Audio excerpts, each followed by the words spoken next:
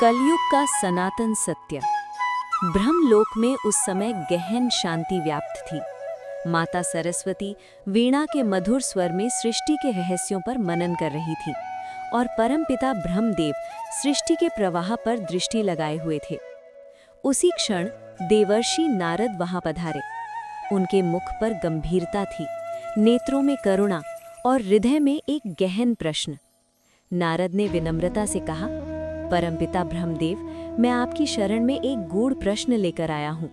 ब्रह्मदेव ने स्नेहपूर्वक उत्तर दिया, पुत्र नारद, जो तुम्हारे मन को व्याकुल कर रहा है उसे निसंकोच कहो।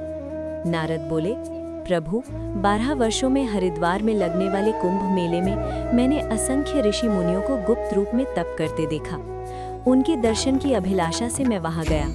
फिर दक्षिण भारत के पावन मंदिरों में भटका, महाकाल के दर्शन किए, गंगा माता की गोद में बैठा और अंततः यमुना तट पर पहुंचा।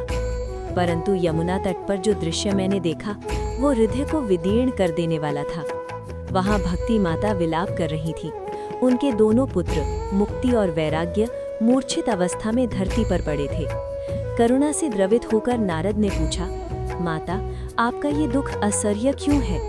भक्ति माता ने अश्रुपूर्ण नेत्रों से कहा, हे नारद, कलयुग के प्रभाव से मैं और मेरे दोनों पुत्र अत्यंत दुर्बल हो गए हैं। चारों ओर झूठ, अत्याचार, अहंकार और स्वार्थ का साम्राज्य फैल गया है। अब मुझे समझ नहीं आता कि संसार का उद्धार कैसे होगा।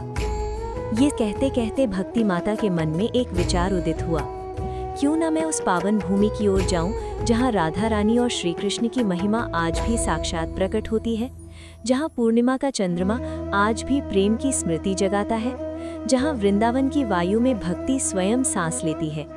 उन्होंने नारद से विनती की, स्वामी, मुझे मेरे उद्धार का मार्ग बताइए। तभी नारद को समुद्र तट पर श्री कृष्ण से हुआ एक प्राचीन संवाद स्मरण हो आया। उन्होंने भक्ति माता को वो वचन सुनाया। नारद ने कभी पूछा था, प्रभु, जब कलयुग आएगा तब जीवों के उद्धार का मार्ग क्या होगा? श्री कृष्ण ने मंद मुस्कान के साथ उत्तर दिया था, नारद, कलयुग में तुम भक्ति का मार्ग बनोगे। जहाँ भी मुझे सच्चे हृदय से पुकारा जाएगा, चाहे वो स्थान कितना ही नीच क्यों ना हो, मैं वहाँ अवश्य प्रकट होऊंगा।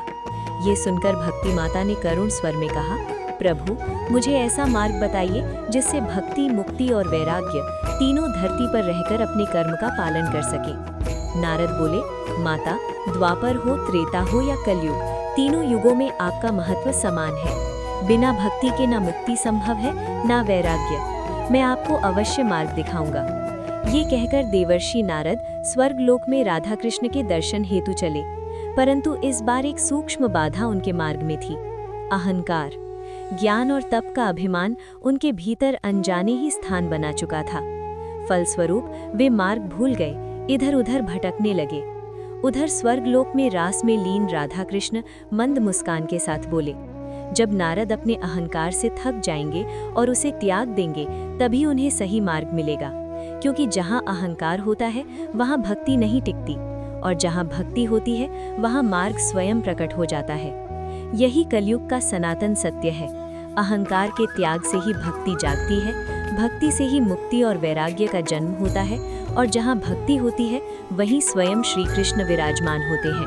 कृष्णा की महिमा के लिए नायिका और सब्सक्राइब जरूर करें।